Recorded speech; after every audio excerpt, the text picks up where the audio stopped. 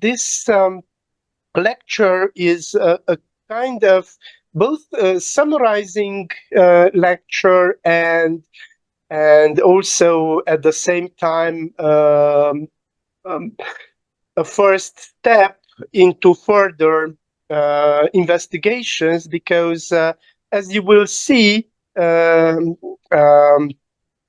are many intertwining things from various fields, from various aspects of contemporary society to join together like in a spider web. And that's why the long title as well, because I will usually deal with apocalypticism. I will speak more about this later.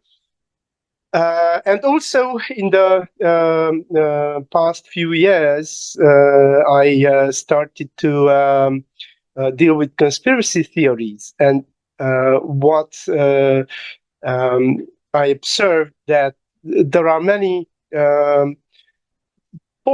crossing points where these fields or threads come together. So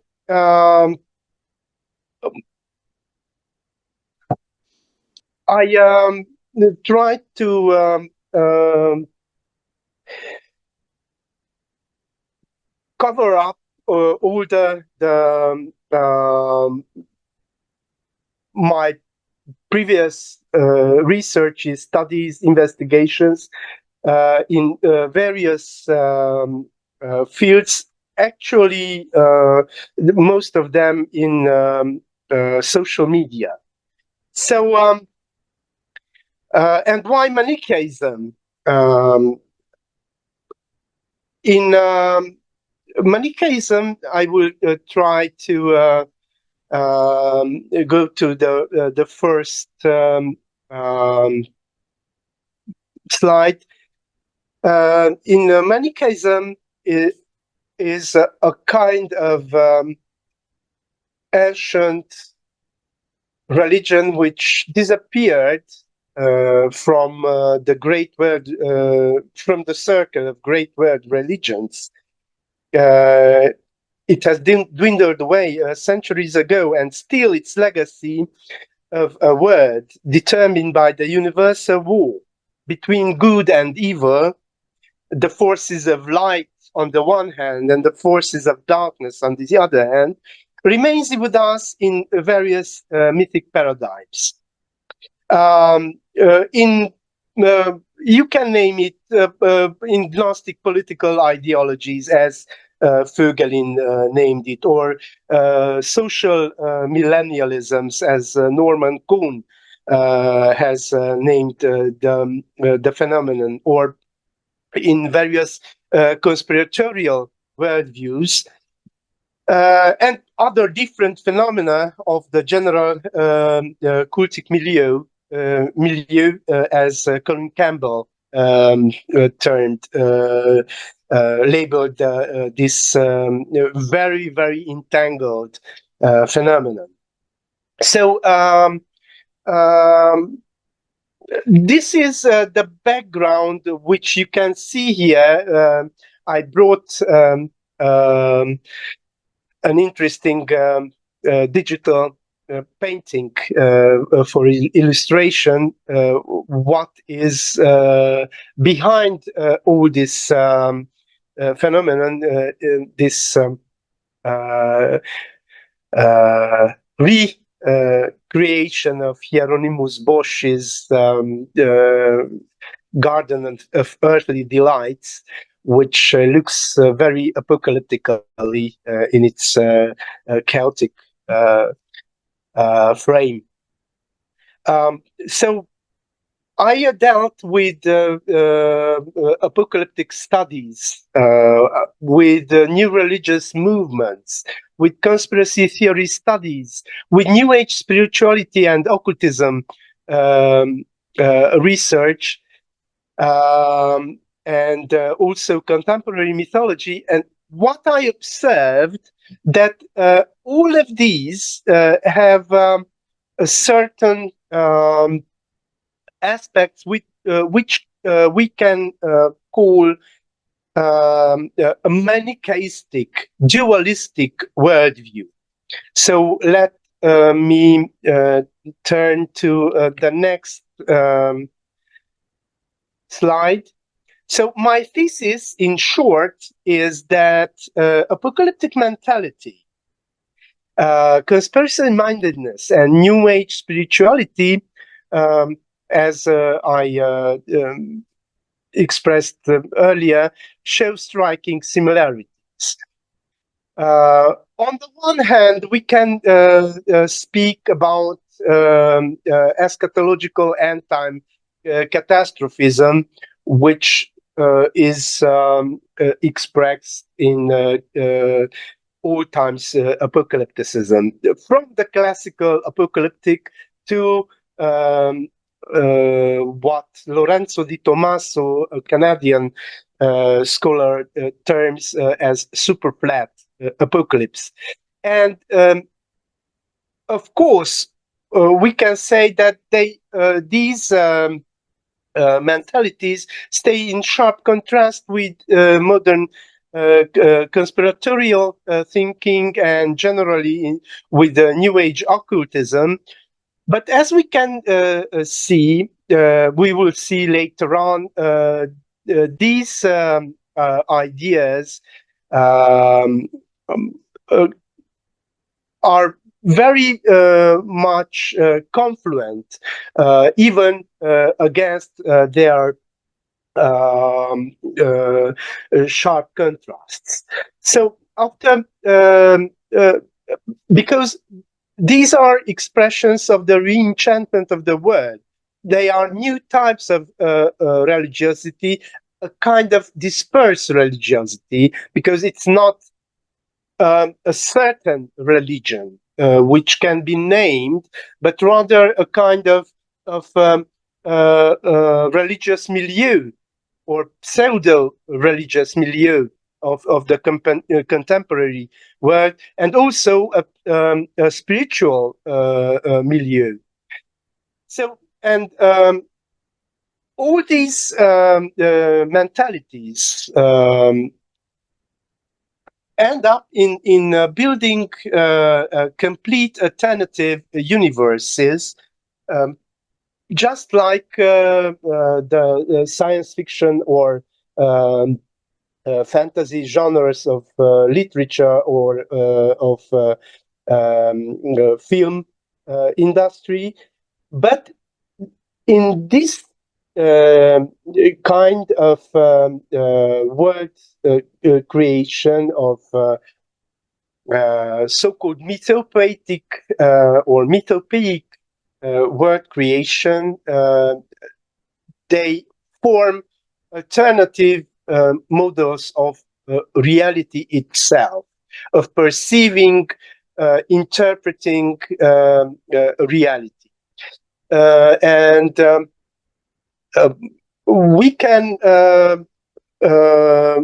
arrive through these alternative universes in various bricolage combinations to apocalyptic conspiracism, or which can be actually very religious, even Christian conspiracy, Christian apocalyptic conspiracism. But we can speak about millennialistic UFO cults, or New Age apocalypticism, which in itself sounds like paradox, or conspiracist New Age spirituality, which is called actually by Asprem and Dirandal, and before them Was and Ward, as conspirituality. So I will speak about several key terms, and I will try to define them in the first part of my lecture. So the main key terms range from Manichaeism through apocalyptic paradigm and bricolage millennialism, through conspiracism and stigmatized knowledge to conspirituality and mythopoesis, or even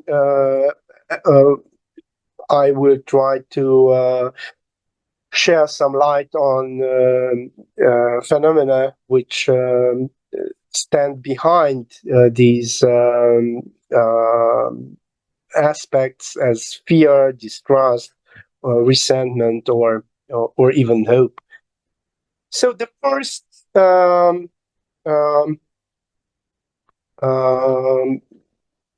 issue I will try to go to the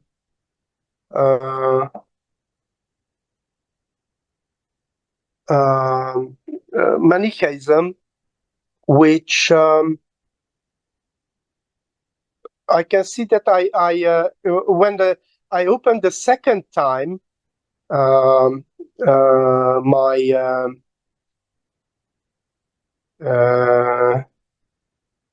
PowerPoint, it's not the same one which I opened first time. So if you excuse me to open it again, only for a moment, I will stop sharing. Okay, for a moment. And I bring the right one, because it's not this one, which should be presented. It's my fault, sorry.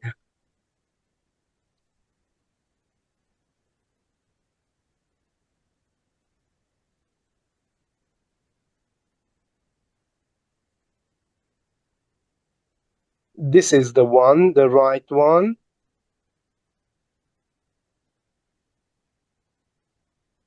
Yes, and in PowerPoint, and yes, this is the right one. Okay, I share the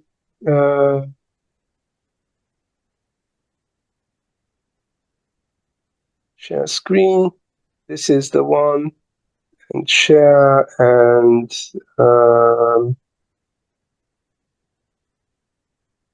from current slide. So you can see now the slide Manichaeism. Yes, we can. Okay. Yes, thank you, and thank you for your understanding. So Manichaeism was religion of the late antiquity, founded by the Syrian Mesopotamian prophet Mani, who lived between 216 to 276. And this religion continued into in Europe into the early Middle Ages, and even to the early modern period in Far East Asia, in China, Xinjiang, and even further away. So this Manichaeistic religion is based on the belief that the world is governed by a universal war between the principles of good and evil, the forces of light and darkness. However,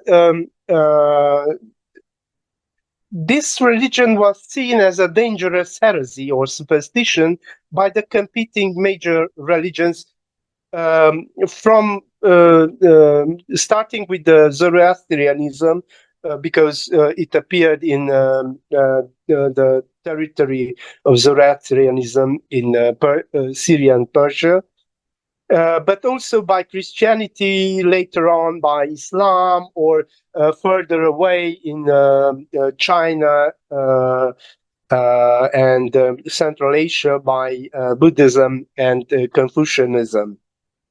So it was seen as heresy throughout the ages and all over the continents, from the Mediterranean and North Africa through Central Asia to the shores of the Chinese Sea. It was accused, attacked, and persecuted exactly for this dualistic concept of the radical concept of the word. However, it is this same dualistic view which infiltrated and survived on religious terms in the radical Christian millennialist movements of the medieval era, like the Bogumils and the Cathars or the Paulicians in Christian areas in Europe, but in Asia as well, it has affected much the Sufi thinking in Islam and various Islamic sects which disappeared later on, or it also affected various threads of Zoroastrianism and Zurvanism later on. So it survived in other forms than itself. It remained as a kind of underground river or underground stream, which fed the surface beliefs. So also through these religious ideas, it survived even to later secular political ideologies, dividing the word into good, extremely good in-groups, that means us, and extremely evil others, the forces of darkness. This oversimplified and universalized dualism, and as we will see later, it's a kind of upside down view of the world. This is a common and central feature of both the apocalyptic worldview and the conspiratorial mentality. So, and apocalypse itself as an idea, as the idea of a final clash, a final battle of the forces of light and darkness at the end of times, as a resolution of the age-old conflict, to put an end to the rule of the forces of the darkness, is a central issue in Manichaeism. And if we go to the apocalypse, which again is a term to be defined, in strict theological sense, apocalypse refers specifically to the book of Revelation. In a general sense, to divine revelation. In terms of religious history, it is a term for a genre of writings with its own specific characteristics called apocalyptic literature. But today, apocalypse, in everyday language and in the language of media, means is synonymous with immense catastrophe, with impending destruction and apocalyptic epithets are used to refer to the end of the world, both in literature and in the vernacular. Although traditional apocalypticism also typically drew its symbolic figures and allegorical figures from various contemporary cultures, of the ancient Middle East, where it originally sprang up. We no longer see this syncretism in the Christian iconography that has been consolidated over centuries and millennia, but in our time, this process is so striking that Dino Enrico Cardone, an American scholar, writes of a recombinant apocalypse, by which he means that various types of discourses mix up to form a kind of new language of apocalyptic, which are circulating on the internet in the ways of social media. Lorenzo Di Tommaso, whom I already mentioned, he calls the secularized and popularized cavalcade of doomsday, which loses both its transcendent aspects and its depth, as super flat apocalypse. Super flat because it lacks real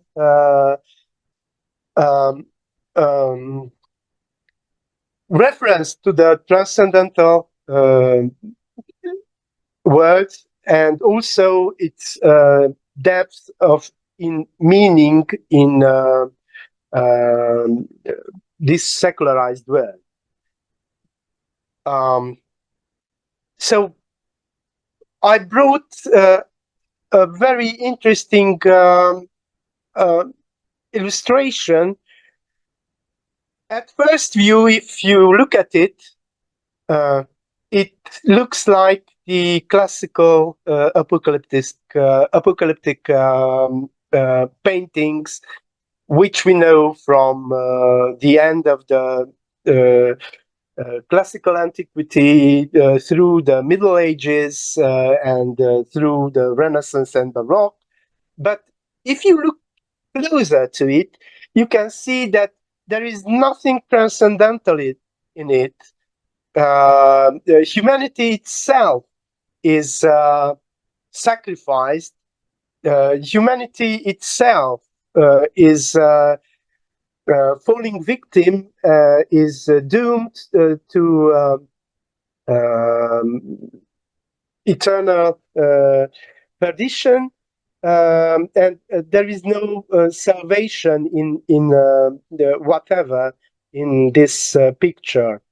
And what seems to be a kind of shining of the transcendental is actually the shining of the nuclear bomb. So this is the kind of secular apocalyptic which haunts our minds, which haunts our imagination. It's a painting by Gábor Urban, a Hungarian painter, a contemporary painter. Another aspect of what we can call apocalypticism is termed millennialism. It's not exactly apocalypticism, but it is part of the apocalyptic thinking, at least in the European Christian tradition. So the term millennialism or millenarianism belongs traditionally also to the sphere of religious apocalypticism. It has similarly become secularized as the apocalypticism itself, and also it has outgrown its original narrow religious denotation. Its original religious denotation comes both in the Greek chiasm and the Latin millennialism or millenarianism, the 1,000 years reign of the saints, or heaven on earth for 1,000 years, which is referred in the book of Revelation.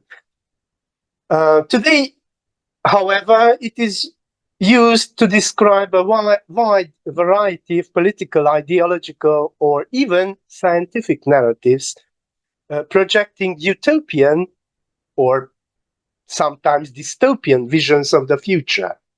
In this sense, Michael Barkun, an American scholar dealing with apocalyptic studies and also conspiratorial thinking, is that he distinguishes three types of millennialism. The first one, the religious millennialism, is the well-known traditional form in various religious expressions. The second one is secular millennialism, which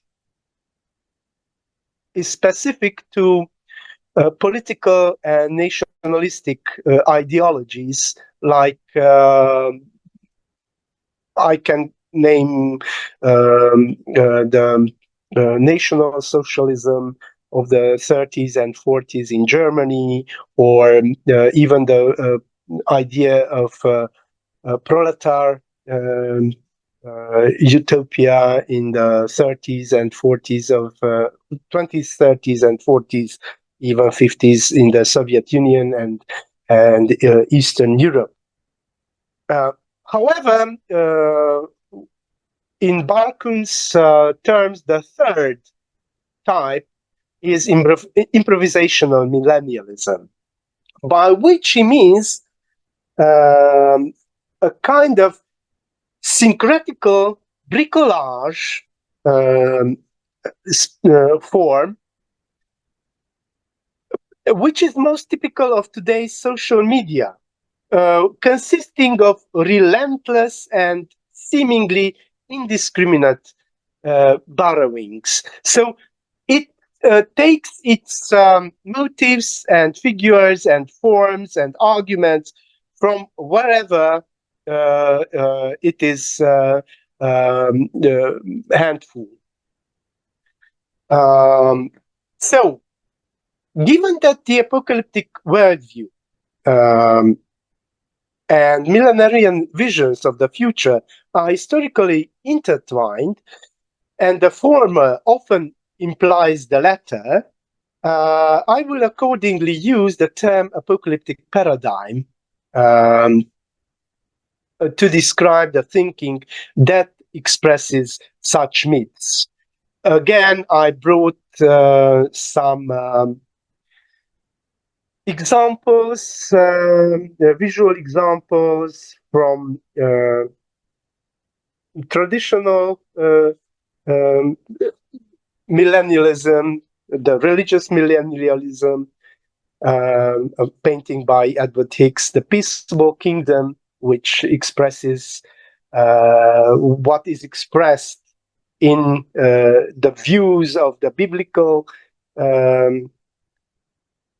waiting for the final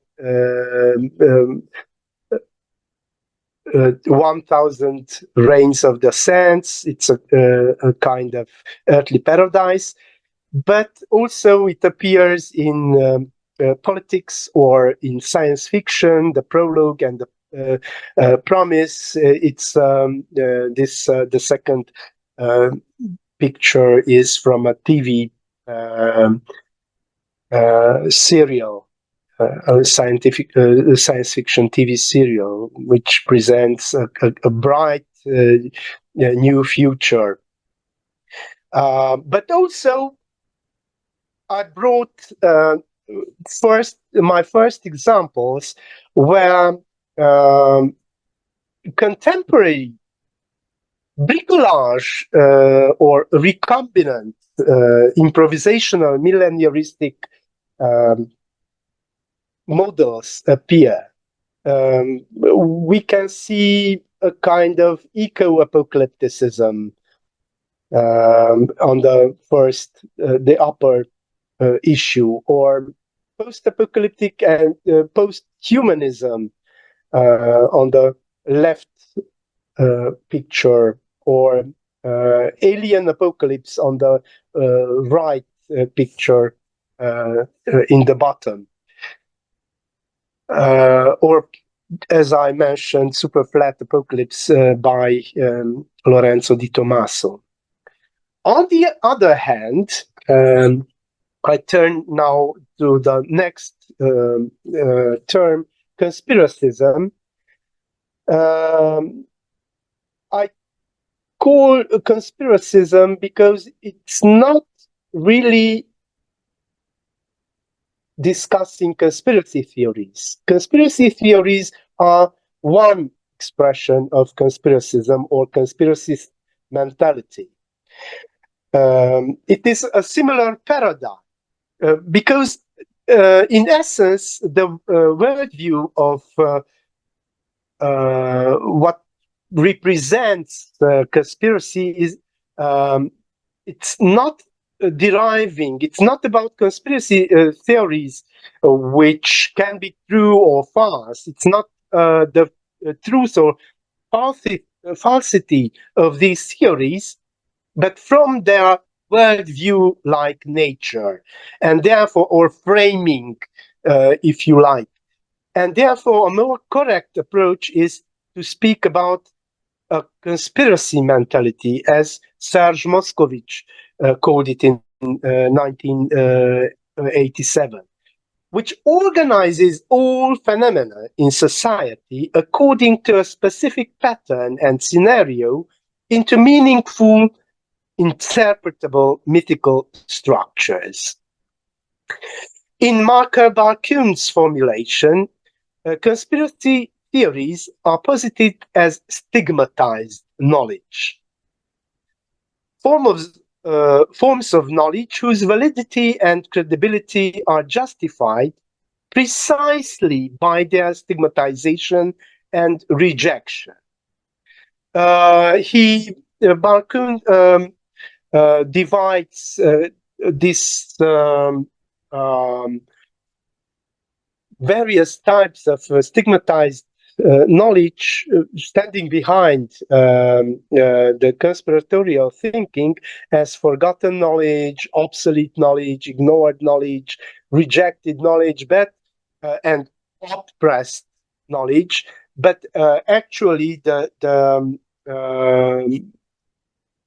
main idea, self-validating main idea, is that this view, this mentality is true exactly because it is rejected by the mainstream, it is rejected by science, it is rejected by media, and derided by science. The conspiratorial worldview tends to associate with the modern. I brought again various intertwinings of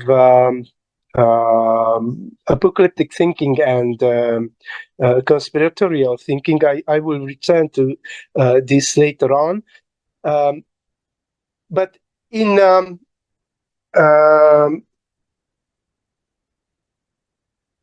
a newer interpretation, which might be that being the central topic of the genealogy of conspiratorial thinking, you may have discussed already. I quote here Christopher Partridge's very short definition. New Age spirituality is a wide range of beliefs and practices, from crystal healing to Kirlian photography to psychic art, from angels to past life therapy, from theosophy to UFO religion, and from New Age music to the vegetarianism of Suma Qinghai. This phenomenon is referred to in the literature as conspirituality. I referred to Ward and Voas and Asprem and Direndals to name only the first main studies discussing this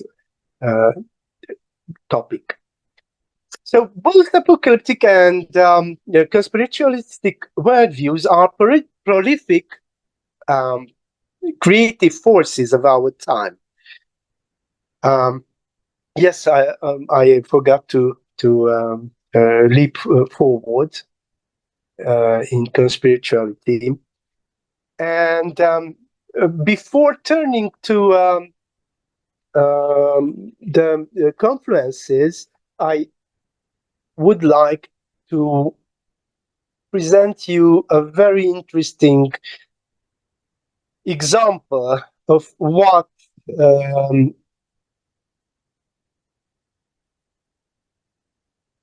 conspiritual thinking looks like in a very well-known case of the past years of coronavirus pandemic.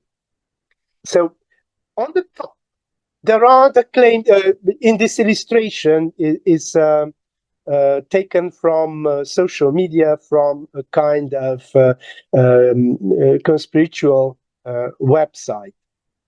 On the top, there are the claimed cures or treatments for the virus that emerge from a friend of a friend's mother on WhatsApp, or the president of the USA. We all know to whom the reference is made, and conflicting state narratives over the virus origins. Underneath, however, there is a bewildering, roiling mass of fake pandemics, new world orders, and microchip vaccines that sometimes spill over in dangerous ways, such as the recent string of 5G mass arsones in the United Kingdom, QAnon-fueled anti-lockdown protests in the United States, and David Icke's return to prominence as a vocal anti-authoritarian and figurehead of disinformation. A cursory look at this side of coronavirus misinformation reveals a tangled web of fantastic narratives that draw together conspiracy groups as diverse as QAnon, anti-vaxxers, Christian doomsdayers, and complementary and alternative medicine CAM groups, all united under the banner that we are not being told what is really going on. Quote by Ondrak from his 2020 study. So now, after discussing this, we can see that both apocalyptic and conspiritualistic worldviews are prolific creative forces of our time, building their myths on characteristically polarized oppositions. A Manichaean or Gnostic good and evil dualism, demonizing enemy formation. While we are talking about the same intellectual processes that have always been at work in the creation of myths, we must distinguish modern mythologies and the apocalyptic and conspiritual myths under the consideration, under discussion here, can be considered as such, in that they are created by conscious word building. So I emphasize conscious word building. Ioannis Xirakis, Greek scholar, even stresses the fact that during the conscious creation of neo-mythological universes,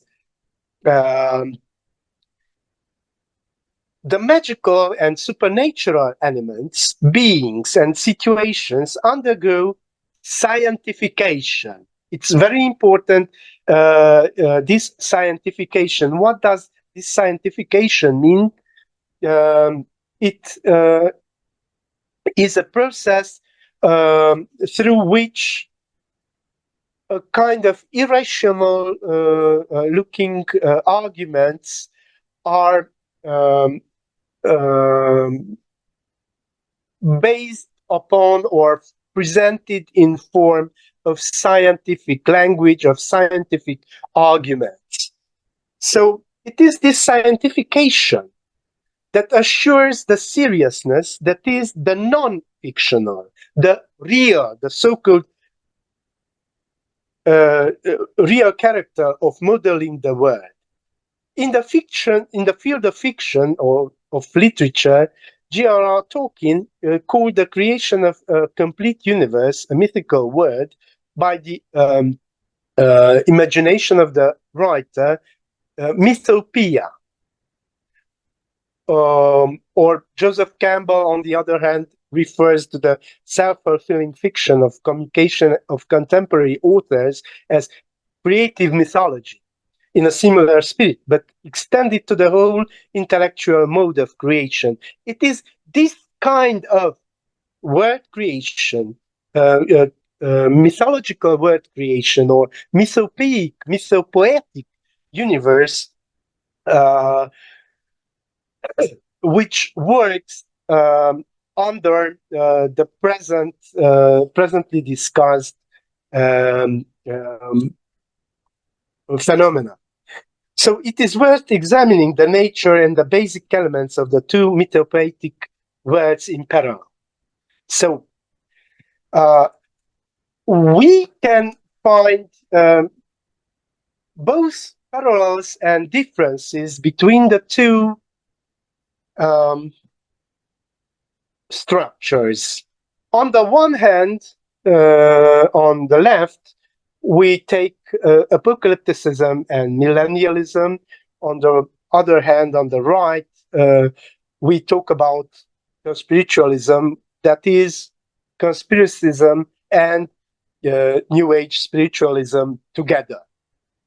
So let us first see the common specifics. The first thing to consider is the similarities, because they show a common vision of the world.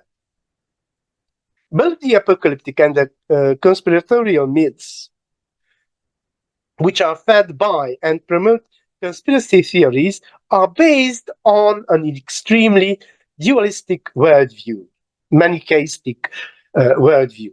On the one hand, there is good and its agents, humanity, considered as such, and on the other, there is evil and its agents. And in the case of conspiritualism, the multitude of people who are deceived, misled, disbelieving, or too easily believing everything they are told, or as it appeared many times in social media, in anti-vaxxer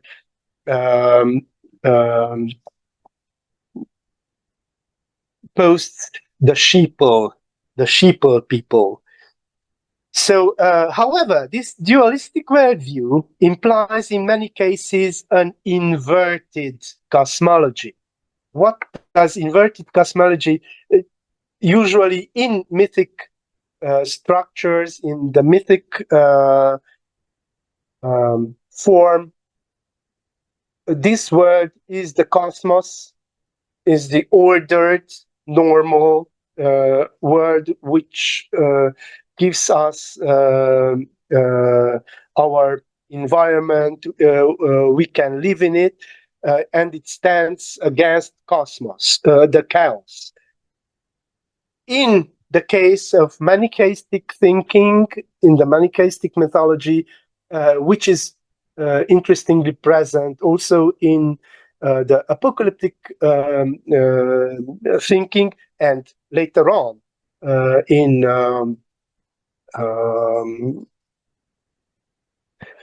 conspiratorial thinking is that this world is chaos, and the cosmos, the ordered world, will only come after this one is destroyed, or the forces of evil, the forces of darkness are finally overcome and destroyed. So this is a kind of inverted cosmology, exactly the mirror of what the general cosmological view of the world offers.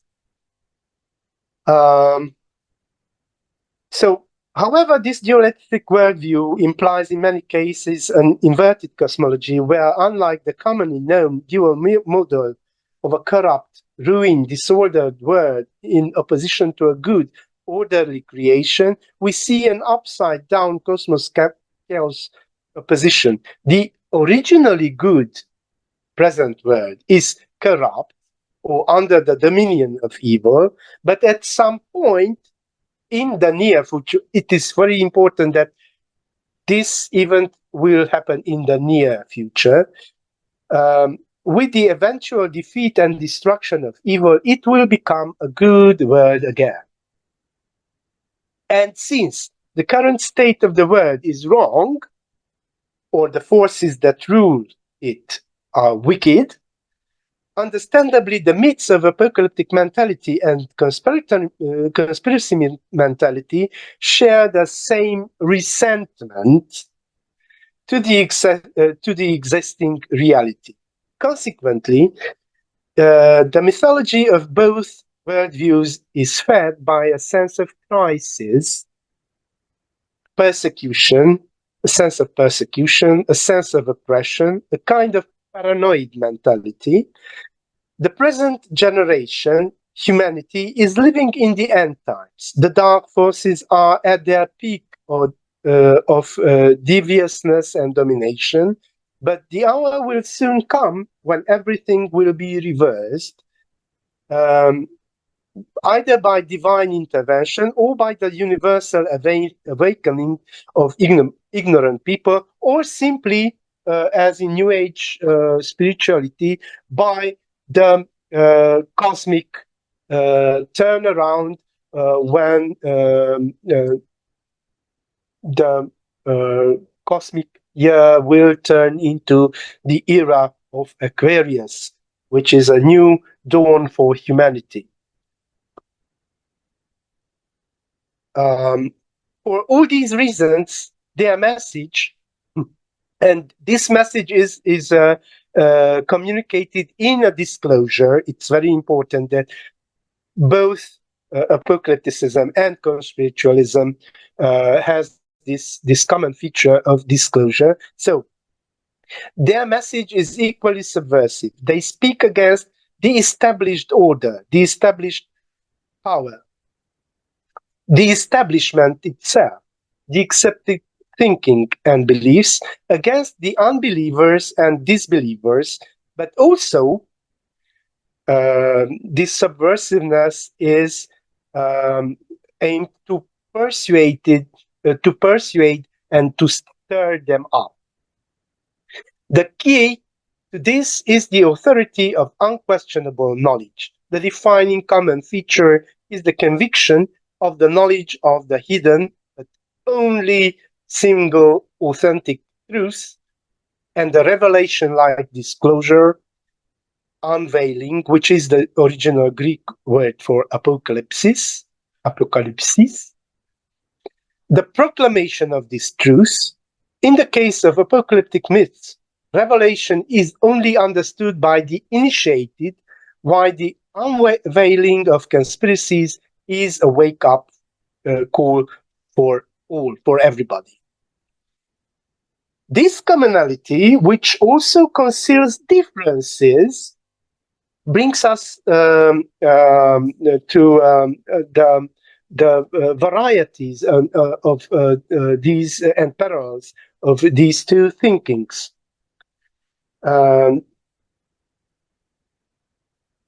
we can observe and learn many important lessons if we quickly take stock.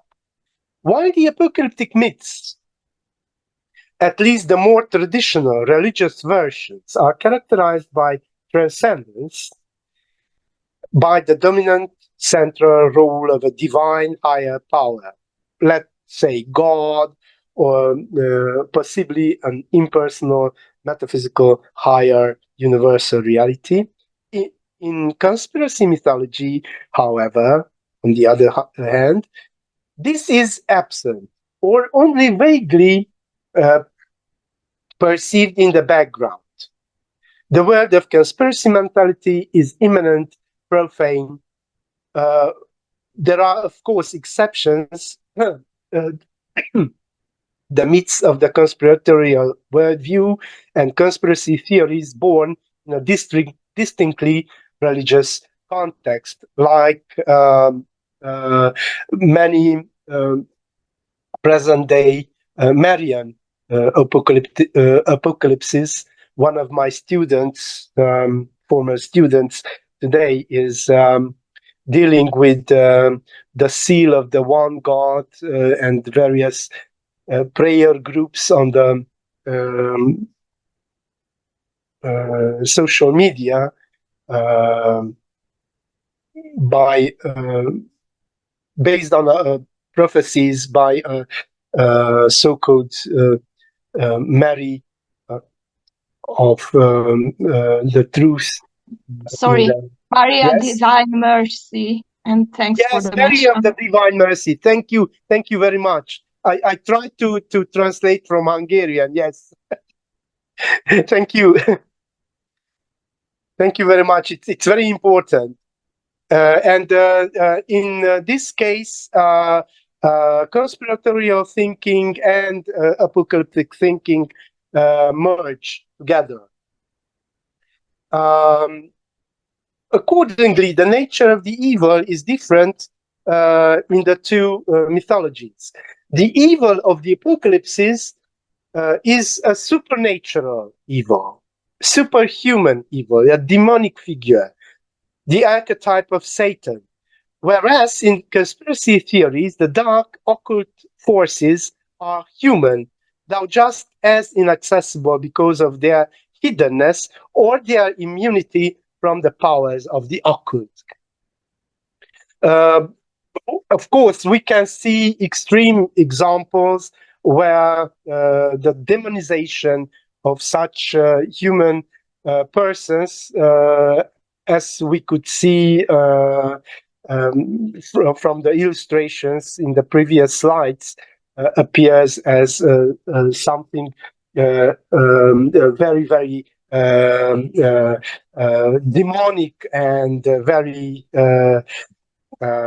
devilish and superhuman. The central idea of the apocalyptic paradigm is divine electedness, often associated with the millenarian vision of messianic expectations.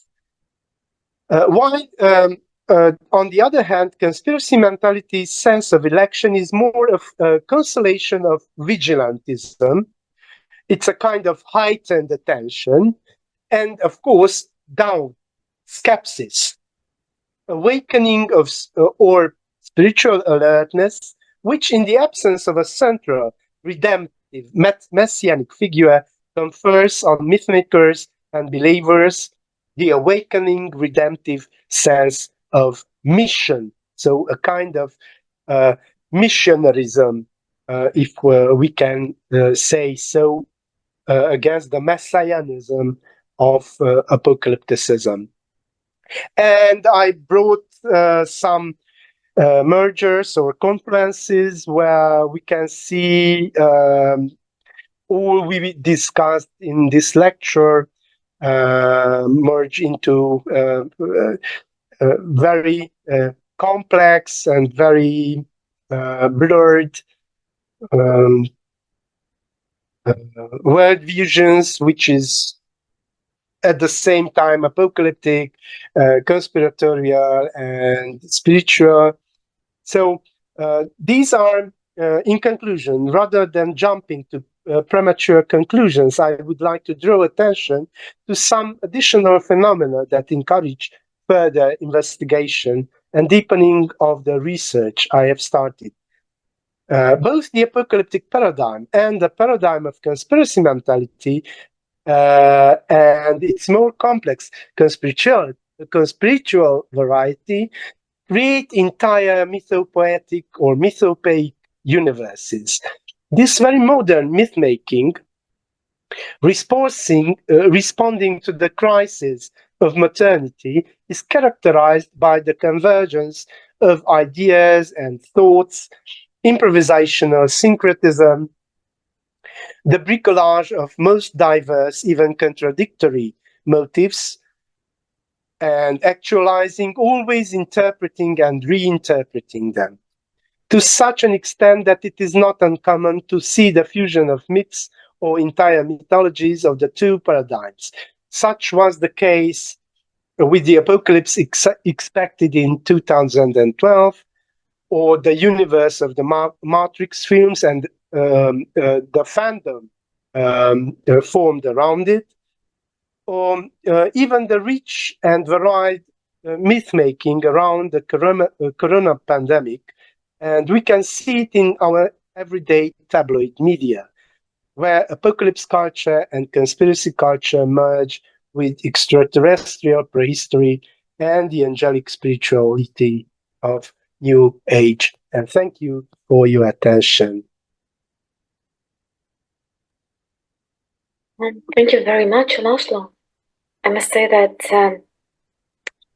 how to say, your presentation was very impressive, but it made me a little bit pessimistic. I just have a very direct question.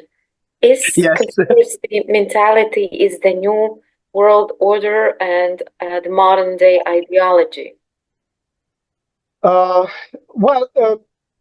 am not as pessimistic as it looks from this presentation. This kind of thinking is undeniably part of our modern day thinking, of our present day thinking. It's an expression of crisis mentality, which we sense today. It's nothing new. But in parallel with this dark models of thinking, we can think about such positivistic or optimistic views as the transhumanist ideology and various utopias and the conquering of space and so on. So this is one kind, let's say, a darker part, the shadow thinking of the present day humanity. If I may, I refer again to an apocalypticist scholar, Richard Landes, an American scholar dealing with medieval thinking. One of his books was the Apocalypse of 1000, because we have such an idea that around the year 1000 in Europe, there was an apocalyptic chaos in society, and there were apocalyptic upheavals.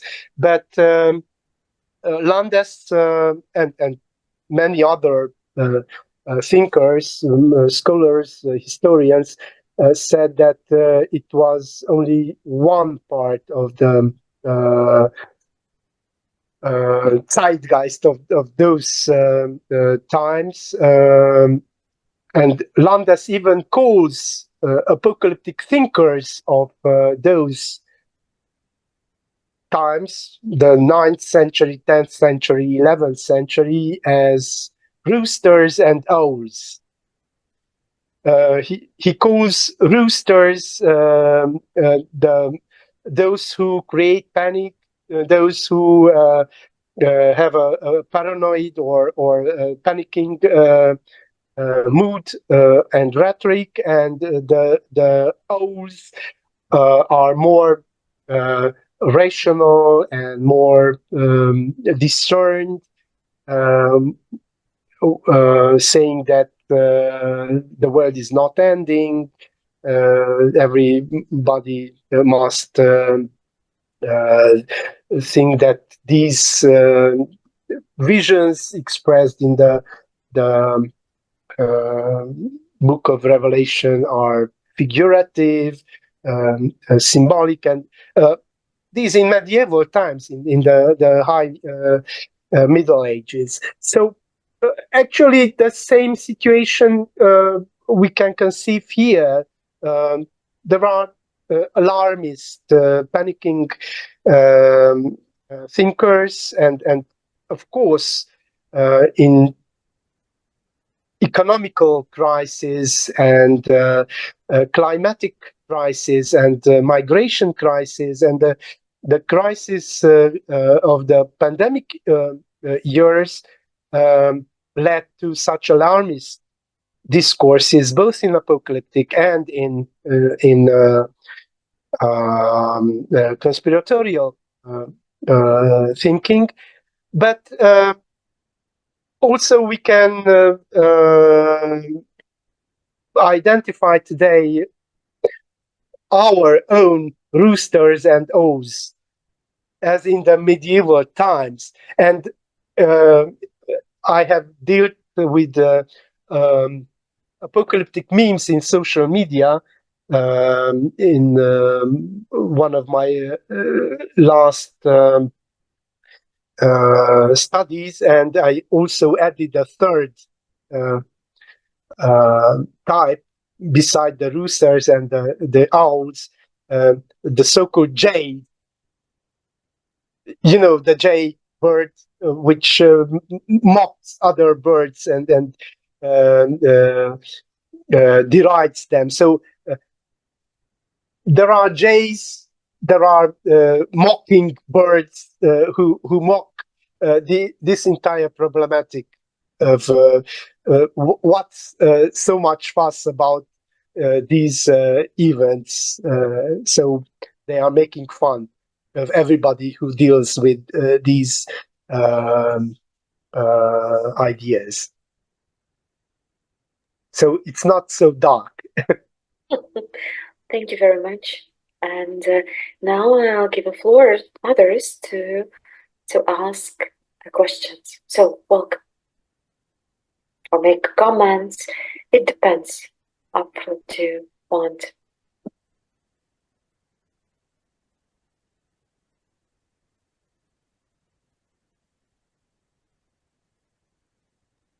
I have